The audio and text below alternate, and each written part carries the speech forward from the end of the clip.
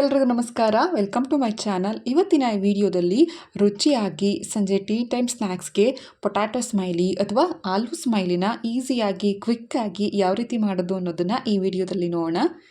ಮೇಲ್ಗಡೆ ತುಂಬ ಕ್ರಿಸ್ಪಿಯಾಗಿ ಒಳಗಡೆ ಸಾಫ್ಟಾಗಿರುವಂತಹ ಈ ಆಲೂ ಸ್ಮೈಲಿ ಮಾಡೋದಕ್ಕೆ 3 ಆಲೂಗೆಡ್ಡೆಗಳನ್ನ ತೊಗೊಂಡಿದ್ದೀನಿ. ಅದ್ರ ಮೇಲಿರುವಂತಹ ಸಿಪ್ಪೆನೆಲ್ಲ ತೆಗೆದು ಚೆನ್ನಾಗಿ ವಾಶ್ ಮಾಡಿ ಇಟ್ಕೊಂಡಿದ್ದೀನಿ. ಈ ಆಲೂಗೆಡ್ಡೆಗಳನ್ನ ಈ ರೀತಿ ಕ್ಯೂಬ್ಸ್ ರೀತಿ ಕಟ್ ಮಾಡ್ಕೊಳ್ಬೇಕು. ನಾವು ಡೈರೆಕ್ಟಾಗಿ ಬೇಯಿಸ್ಬಿಟ್ರೆ ಅಂದರೆ ಈ ಆಲೂಗೆಡ್ಡೆ ಹೇಗಿದೆ ಅದೇ ರೀತಿ ಬೇಯಿಸ್ಬಿಟ್ರೆ ಚೆನ್ನಾಗಿ ಬೇಯೋದಿಲ್ಲ. ಅದಕ್ಕೋಸ್ಕರ ಈ ರೀತಿ ಕ್ಯೂಬ್ಸ್ ಆಗಿ ಕಟ್ ಮಾಡಿ ಒಂದು ಪಾತ್ರೆಗೆ ಸೇರಿಸಿದ್ದೀನಿ. ಇದಕ್ಕೆ 1 ಗ್ಲಾಸಷ್ಟು ನೀರನ್ನು ಕೂಡ ಸೇರಿಸಿ ಏನಿಲ್ಲ ಅಂದರೂ 5 ರಿಂದ 10 ನಿಮಿಷಗಳ ಕಾಲ ಇದನ್ನು ಮೀಡಿಯಂ ಫ್ಲೇಮ್ನಲ್ಲಿ ಚೆನ್ನಾಗಿ ಬೇಯಿಸ್ಕೊಳ್ಬೇಕು. ನಾವು ಆಲೂಗೆಡ್ಡೆ ಪಲ್ಯ ಮಾಡೋದಕ್ಕೆ ಈ ಆಲೂಗೆಡ್ಡೆನ ಬೇಯಿಸ್ಕೊಳ್ತೀವಲ್ವ, ಆ ರೀತಿ ಇದನ್ನು ಚೆನ್ನಾಗಿ ಸ್ಮ್ಯಾಶ್ ಆಗಬೇಕು. ಅಲ್ಲಿವರೆಗೂ ಇದನ್ನು ಬೇಯಿಸ್ಕೊಂಡು ಒಂದು ಬೌಲ್ಗೆ ಎತ್ತಿಟ್ಕೊಳ್ತಿದ್ದೀನಿ. ಪೂರ್ತಿಯಾಗಿ ಈ ಆಲೂಗೆಡ್ಡೆ ಎಲ್ಲ ತಣ್ಣಗಾದ್ಮೇಲೆ ಇದನ್ನು ಚೆನ್ನಾಗಿ ಸ್ಮ್ಯಾಶ್ ಮಾಡ್ಕೊಳ್ಬೇಕು. ಕೈನಲ್ಲೂ ಸಹ ನಾವು ಇದನ್ನು ಸ್ಮ್ಯಾಶ್ ಮಾಡ್ಕೊಳ್ಬಹುದು. ಸ್ವಲ್ಪನೂ ಕೂಡ ಗಂಟುಗಳಿರಬಾರ್ದು. ಕೈಯಲ್ಲಿ ಸ್ಮ್ಯಾಶ್ ಆಗಲಿಲ್ಲ ಅಂದರೆ ಈ ಗ್ರೇಟರ್ ಇರುತ್ತಲ್ವ, ಅದರಲ್ಲೂ ಕೂಡ ನಾವು ಈ ಆಲೂಗೆಡ್ಡೆಗಳನ್ನ ತುರಿದಿಟ್ಕೊಳ್ಬಹುದು. ಯಾವ ರೀತಿ ಸಾಫ್ಟಾಗಿ ಇದನ್ನು ಸ್ಮ್ಯಾಶ್ ಮಾಡ್ಕೊಳ್ಬೇಕಂದ್ರೆ ಈ ಆಲೂಗೆಡ್ಡೆನ ಮುಟ್ಟಿದ್ರೆ ನಮಗೆ ಬೆಣ್ಣೆ ರೀತಿ ಅನ್ನಿಸ್ಬೇಕು, ಅಷ್ಟು ಇದನ್ನು ಸಾಫ್ಟಾಗಿ ಸ್ಮ್ಯಾಶ್ ಮಾಡ್ಕೊಳ್ಬೇಕು. ಗಂಟಿಂದ್ಬಿಟ್ರೆ ಆ ಸ್ಮೈಲಿ ಶೇಪ್ ಬರೋದಿಲ್ಲ, ಹಾಗೆಯೇ ನಮಗೆ ರುಚಿ ಕೂಡ ಅಷ್ಟು ಅನಿಸೋದಿಲ್ಲ. ಅದಕ್ಕೋಸ್ಕರ ನೀವು ನೋಡಬಹುದು ಇದನ್ನು ಮುಟ್ಟಿದರೆ ಈ ರೀತಿ ಸಾಫ್ಟಾಗಿ ಬೆಣ್ಣೆ ರೀತಿ ಇದನ್ನು ಚೆನ್ನಾಗಿ ಸ್ಮ್ಯಾಶ್ ಮಾಡಿಟ್ಕೊಳ್ಬೇಕು. ಇವಾಗ ಇದಕ್ಕೆ ಅರ್ಧ ಕಪ್ಪಷ್ಟು ಬ್ರೆಡ್ ಕ್ರಮ್ಸ್ನ ನಾನು ಸೇರಿಸ್ತಿದ್ದೀನಿ. ಅರ್ಧ ಕಪ್ ಅಂದರೆ ಸುಮಾರು 7 ರಿಂದ 8 ಟೇಬಲ್ ಸ್ಪೂನ್ ಅಷ್ಟು ಆಗುತ್ತೆ. ಮನೇಲೇ ಮಾಡಿರುವಂತಹ ಬ್ರೆಡ್ ಕ್ರಮ್ಸು, ಏನಿಲ್ಲ ಅಂಗಡಿಗಳಲ್ಲೂ ಕೂಡ ಸಿಗುತ್ತೆ. ಒಂದು ವೇಳೆ ಸಿಗಲಿಲ್ಲ ಅಂದರೆ ಬ್ರೆಡ್ನ ಸ್ವಲ್ಪ ತವಾ ಮೇಲೆ ಬಿಸಿ ಮಾಡಿ ಇದನ್ನು ಒಂದು ಮಿಕ್ಸಿ ಜಾರಿಗೆ ಹಾಕಿ ಪೌಡರ್ನ ಮಾಡಿಟ್ಕೊಂಡ್ರೆ ಈ ಬ್ರೆಡ್ ಕ್ರಮ್ಸ್ ರೆಡಿ ಆಗುತ್ತೆ. ಬ್ರೆಡ್ ಕ್ರಮ್ಸ್ ಹಾಕಿದ ನಂತರ ರುಚಿಗೆ ತಕ್ಕಷ್ಟು ಉಪ್ಪು, ಹಾಗೆ ಸ್ವಲ್ಪ ಪೆಪ್ಪರ್ ಪೌಡರ್, ಅಚ್ಕಾರದ ಪುಡಿ, ಹಾಗೆ 2 ಟೇಬಲ್ ಸ್ಪೂನಷ್ಟು ಕಾರ್ನ್ಫ್ಲೋರನ್ನು ಸೇರಿಸಿದ್ದೀನಿ. ಕಾರ್ನ್ಫ್ಲೋರನ್ನೆಲ್ಲ ಹಾಕಿದ ನಂತರ ಇದನ್ನು ಚೆನ್ನಾಗಿ ಮಿಕ್ಸ್ ಮಾಡ್ಕೊಳ್ಬೇಕು. ಯಾವ ರೀತಿ ಅಂದರೆ ನಾವು ಚಪಾತಿ ಹಿಟ್ಟನ್ನು ಕಲಿಸ್ತೀವಲ್ವ, ಆ ಹದಕ್ಕೆ ಇದನ್ನು ಕೈನಲ್ಲೇ ಅಥವಾ ಸ್ಪೂನಲ್ಲೇ ಚೆನ್ನಾಗಿ ಕಲಿಸ್ಕೊಳ್ಬೇಕು. ನಿಮಗೆ ಅಂಟುತ್ತಿದೆ ಅಂತ ಏನಾದರೂ ಅನಿಸಿದ್ರೆ ಕೈಗೆ ಸ್ವಲ್ಪ ತುಪ್ಪ ಅಥವಾ ಎಣ್ಣೆನೂ ಕೂಡ ಸವರ್ಕೊಂಡು ಈ ರೀತಿ ಚೆನ್ನಾಗಿ ಕಲಿಸ್ಕೊಳ್ಬೇಕು. ತುಂಬಾ ರುಚಿಯಾಗಿರುತ್ತೆ, ಕ್ವಿಕ್ಕಾಗಿ ಕೂಡ ಆಗಬಹುದು. ನಾವು ಹೊರಗಡೆ ಎಲ್ಲ ತಿಂದಿರ್ತೀವಿ ಈ ಪೊಟ್ಯಾಟೊ ಸ್ಮೈಲಿನ.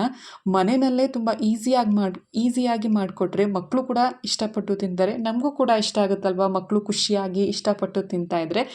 ಹಿಟ್ಟನ್ನು ಚೆನ್ನಾಗಿ ನಾದ್ಕೊಂಡು ಇಟ್ಕೊಂಡಿದ್ದೀನಿ. ಇದನ್ನು ನೆನೆಸೋವಂತಹ ಅವಶ್ಯಕತೆ ಇಲ್ಲ, ಪಟ್ಟಂತನೂ ಕೂಡ ಮಾಡ್ಕೊಳ್ಬಹುದು. ಇಲ್ಲಿ ಒಂದು ರೊಟ್ಟಿ ತಟ್ಟೋ ಮಣೆ ಅಥವಾ ಚಪಾತಿ ಅರಿಯುವಂತಹ ಮಣೆನ ತಗೊಂಡು ಅದಕ್ಕೆ ಸ್ವಲ್ಪ ಕಾರ್ನ್ಫ್ಲೋರ್ನ ಈ ರೀತಿ ಡಸ್ಟಿಂಗ್ ಮಾಡಿಕೊಂಡು ಕಲಸಿಟ್ಕೊಂಡಿರುವಂತಹ ಹಿಟ್ಟನ್ನು ಈ ರೀತಿ ರೊಟ್ಟಿನ ನಾವು ತಟ್ತೀವಲ್ವ ನಿಧಾನಕ್ಕೆ, ಆ ರೀತಿ ಹೀಗೆ ನಾನು ತಟ್ಟಿಟ್ಕೊಳ್ತಿದ್ದೀನಿ. ತುಂಬ ತೆಳು ಮಾಡ್ಕೊಳ್ಬೇಡಿ, ಚಪಾತಿ ರೀತಿ ಸ್ವಲ್ಪ ಗಟ್ಟಿಯಾಗಿರಬೇಕು, ಅಂದರೆ ಸ್ವಲ್ಪ ದಪ್ಪವಾಗಿರಬೇಕು. ಆ ಹದಕ್ಕೆ ನಾವು ಇದನ್ನು ರೌಂಡ್ ಶೇಪಲ್ಲಿ ತಟ್ಟಿಟ್ಕೊಳ್ಬೇಕು. ಇವಾಗ ಇದಕ್ಕೆ ಈ ಸ್ಮೈಲಿನ ಮಾಡೋದಕ್ಕೆ ಕ್ಯಾಪ್ ಅಥವಾ ಯಾವುದಾದ್ರೂ ಗ್ಲಾಸ್ ಆಗಿರ್ಬೋದು, ಬೌಲ್ ಆಗಿರ್ಬೋದು, ಅಥವಾ ರಿಂಗ್ ಮೋಲ್ಡ್ಗಳೇ ಸಿಗುತ್ತೆ. ಒಂದು ವೇಳೆ ಇದ್ದರೆ ಅದರಲ್ಲೂ ಕೂಡ ಈ ರೀತಿ ರೌಂಡ್ ಶೇಪಲ್ಲಿ ರೆಡಿ ಮಾಡಿ ಇಟ್ಕೊಳ್ತಿದ್ದೀನಿ. ನೀವು ನೋಡ್ತಿದ್ದೀರಾ ಅನಿಸುತ್ತೆ. ಈ ರೀತಿ ರೌಂಡ್ ಶೇಪಲ್ಲಿ ರೆಡಿ ಮಾಡಿಕೊಂಡು ಒಂದು ಪ್ಲೇಟ್ಗೆ ಎತ್ತಿಟ್ಕೊಳ್ತಿದ್ದೀನಿ. ತುಂಬ ತೆಳುವಾಗೂ ಕೂಡ ನಾನು ಈ ಹಿಟ್ಟನ್ನ ಲಟ್ಸ್ಕೊಂಡಿಲ್ಲ, ಸ್ವಲ್ಪ ದಪ್ಪ ಆಗಿದೆ. ದಪ್ಪ ಇದ್ದರೆ ಸ್ಮೈಲಿ ತುಂಬ ಚೆನ್ನಾಗಿ ಬರುತ್ತೆ. ತೆಳು ಆಗಿಬಿಟ್ರೆ ಏನಾಗುತ್ತೆ, ಈ ನಿಪ್ಪಟ್ಟು ರೀತಿ ಆಗಿಬಿಡುತ್ತೆ. ಅದಕ್ಕೋಸ್ಕರ ಸ್ವಲ್ಪ ದಪ್ಪವಾಗಿ ಈ ಹಿಟ್ಟನ್ನು ಲಟ್ಟಿಸ್ಕೊಂಡು ಈ ರೀತಿ ರೌಂಡ್ ಶೇಪ್ ಮಾಡಿಟ್ಕೊಂಡು ಸ್ಟ್ರಾ ಅಥವಾ ನಿಮಗೆ ಯಾವುದಾದ್ರೂ ಬೇರೆ ಏನಾದರೂ ಸ್ಟ್ರಾ ಅಥವಾ ಜ್ಯೂಸ್ ಕುಡಿಯೋ ಸ್ಟ್ರಾ ಅಥವಾ ಸ್ಪೂನ್ ಇದ್ದರೆ ಈ ರೀತಿ ಕಣ್ಗಳನ್ನ ನಾನು ಬಿಡಿಸಿಟ್ಕೊಂಡಿದ್ದೀನಿ. ನಮ್ಮ ಮನೆಯಲ್ಲಿ ಈ ರೀತಿ ಸ್ಟೀಲ್ ಸ್ಟ್ರಾ ಆಯಿತು, ಅದಕ್ಕೆ ಅದರ ಸಹಾಯದಿಂದ ಈ ಕಣ್ಗಳನ್ನೆಲ್ಲ ನಾನು ಬಿಡಿಸಿಟ್ಕೊಂಡಿದ್ದೀನಿ. ಹಾಗೆ ಸ್ಮೈಲಿ ಶೇಪ್ ಬರೋದಕ್ಕೋಸ್ಕರ ಸ್ಪೂನಿನ ಸಹಾಯದಿಂದ ಈ ರೀತಿ ಸ್ಮೈಲ್ಗಳನ್ನ ನಾನು ಮಾಡ್ಕೊಳ್ತಿದ್ದೀನಿ. ತುಂಬ ಈಸಿಯಾದಂತಹ ರೆಸಿಪಿ, ಕ್ವಿಕ್ಕಾಗಿ ಕೂಡ ಮಾಡ್ಕೊಳ್ಬಹುದು. ಇವಾಗ ಸ್ಮೈಲಿ ಎಲ್ಲ ರೆಡಿ ಆಗಿದೆ, ಡೀಪ್ ಫ್ರೈ ಮಾಡ್ಕೊಳ್ಳೋಣ. ಒಂದು ಕಡಾಯಿ ಇಟ್ಕೊಂಡಿದ್ದೀನಿ. ಕಡಾಯಿಗೆ ಸ್ವಲ್ಪ ಎಣ್ಣೆನೂ ಕೂಡ ಸೇರಿಸಿ ಎಣ್ಣೆ ಬಿಸಿಯಾದ ನಂತರ ಮೀಡಿಯಂ ಫ್ಲೇಮ್ನಲ್ಲೇ ಮಾಡಿಟ್ಕೊಂಡಿರುವಂತಹ ಸ್ಮೈಲಿಗಳನ್ನೆಲ್ಲ ಸೇರಿಸಿ ಮೀಡಿಯಂ ಫ್ಲೇಮ್ನಲ್ಲಿ ಇದನ್ನು ಗೋಲ್ಡನ್ ಕಲರ್ ಬರೋವರೆಗೂ ಫ್ರೈ ಮಾಡ್ಕೊಳ್ಬೇಕು. ಹೈ ಫ್ಲೇಮ್ನಲ್ಲಿ ಇಟ್ಕೋಬೇಡಿ, ಹೈ ಫ್ಲೇಮ್ನಲ್ಲಿ ಇಟ್ಕೊಂಡ್ರೆ ಎಣ್ಣೆ ಜಾಸ್ತಿ ಕುಡಿದ್ಬಿಡುತ್ತೆ.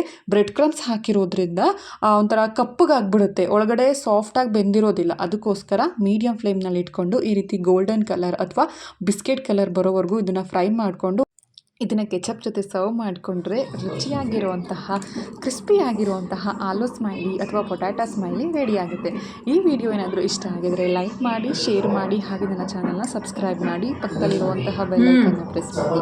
Thank you for watching.